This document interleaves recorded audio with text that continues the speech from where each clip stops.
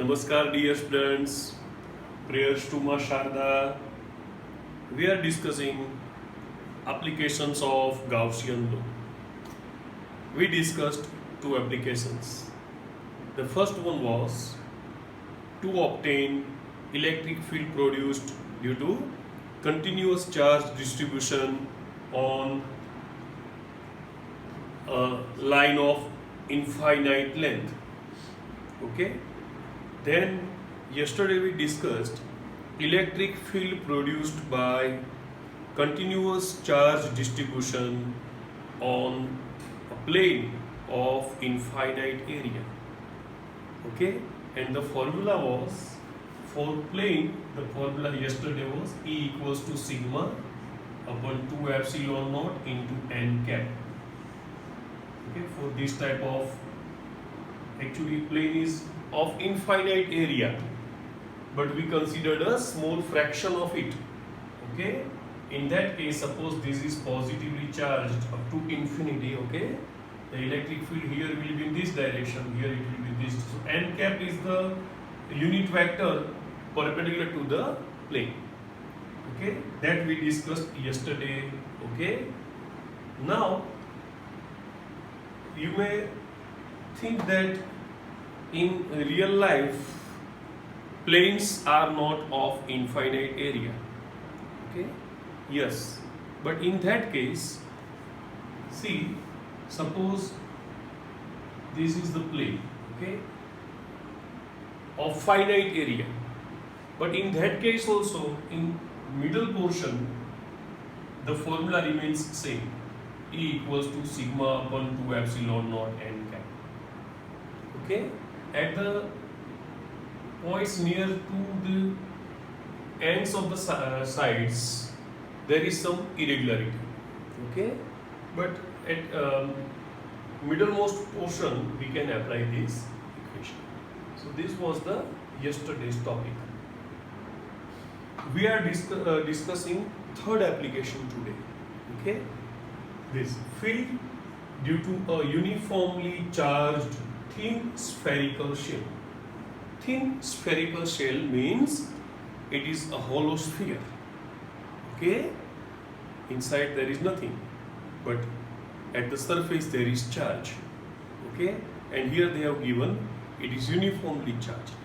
Okay, in that case we can assume charge density sigma, surface charge density sigma as charge upon area. Okay, this is the spherical shell of very small length. Okay, thin spherical shell. Okay, here we will consider positive charge here. Okay, everywhere positive charge like this inside it, but it is like this, positive charge. Okay, now first of all we will have to consider a Gaussian surface. We have to consider a point outside first and then point inside. That will be different topic. Okay, first of all a point outside, that spherical, thin spherical shell, that is P. Okay, this is our shell, this is point P outside the shell. Okay, the radius of the spherical shell is capital R, and the point we have considered is at distance small r, means its position vector with respect to center of the shell is vector small r. Okay, and unit vector in this direction, unit vector, that is r cap. Okay, unit vector in this direction is r cap. To apply Gauss's law, we have to consider a Gaussian surface. That is a closed surface enclosing charge. What is Gaussian surface? It is closed surface enclosing charge. Okay, so here is the Gaussian surface. Gaussian surface. Actually, it is 3 dimensional. Okay, it is 3 dimensional, but we cannot draw here. Okay, so this is the point.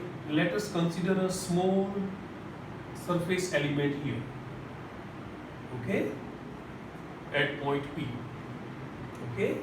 So its area is delta vector S, and we know that it is always perpendicular to the surface. Now this is positive charge, okay. So it is obvious that electric field will be in same direction, because if I put a unit positive charge here, positive will repel positive, okay. So E will be also at this point in this direction, okay. So this is the figure. This is our thin spherical shell. We have considered positively charged, okay. So electric field will be outward, okay. We have to consider a point outside the shell, that is point P, having position vector small r, and we have to consider a small surface element there, that is delta vector S, and electric field is in this direction, and unit vector in this direction is r cap, okay. So this is our figure. Here the surface charge density is sigma, that is equals to charge upon area, and this is the Gaussian surface we have considered. This is the figure, okay. Now first of all, flux linked with this small surface element delta phi can be written as vector E dot delta vector S. See here, E and delta S are in same direction, so angle will be 0, so E delta S cos 0, okay, can be written as E delta S. But we have to consider the total flux. So phi equals to sigma of E delta S for all delta S, okay. In order to have precise calculation, we should consider delta S tends to 0, okay. In that case, this sigma can be written as integration, surface integration E ds. Now E, okay, at same distance E will be same, having equal value, magnitude, okay. So E, but what is integration of ds for total surface of a sphere?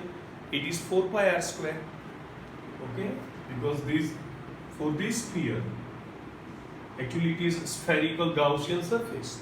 The radius is small r, so area will be equal to 4 pi r square. I have written here, okay. Now calculation is here, okay. This is another case that we will discuss afterwards, okay. I have drawn both on the board to compare, okay, at the end. Now see, according to Gaussian law, flux equals to sigma q upon epsilon naught, okay. But you have given that sigma, that is surface charge density, equals to charge upon area.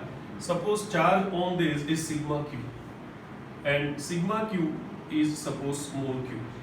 First of all, let sigma equals to total charge upon area of this sphere, that is 4 pi capital R square. We have considered sigma q as q, okay, equals to sigma into 4 pi capital R square. So finally phi will be equal to, putting here this value, that will be equal to sigma into 4 pi capital R square upon epsilon. Now comparing equation 2 and equation 3, okay, that is equation 1 and equation 3. Comparing equation 1 and equation 3, okay. So E into 4 pi r square equals to sigma into 4 pi capital R square upon epsilon naught. 4 pi will be cancelled.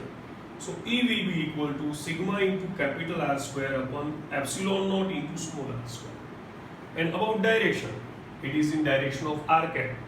So vector E, okay, if we want to write in this form, it is vector E equals to sigma upon capital R square upon epsilon naught into small r square into r cap. But if we want to put value of sigma, okay, then we can put like this, okay, sigma equals to capital Q upon 4 pi r square we can put here, okay. So in that case, if I put here Q upon 4 pi capital R square. Capital R square will be cancelled. The final formula will be Q upon 4 pi epsilon naught small r square, okay, into R cap. Okay, can be written as KQ by R square.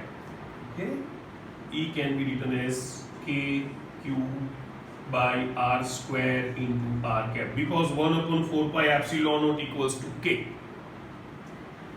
See, this is the formula of an electric field produced by a point charge. That means here our thin spherical shell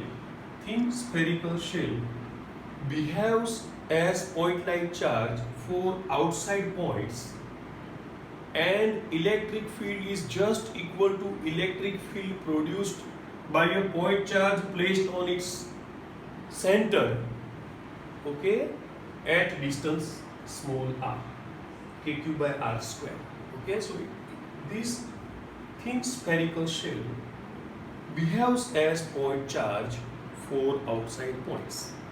Okay, here we have considered positive charge. If we consider negative charge, suppose this surface is filled with negative charge.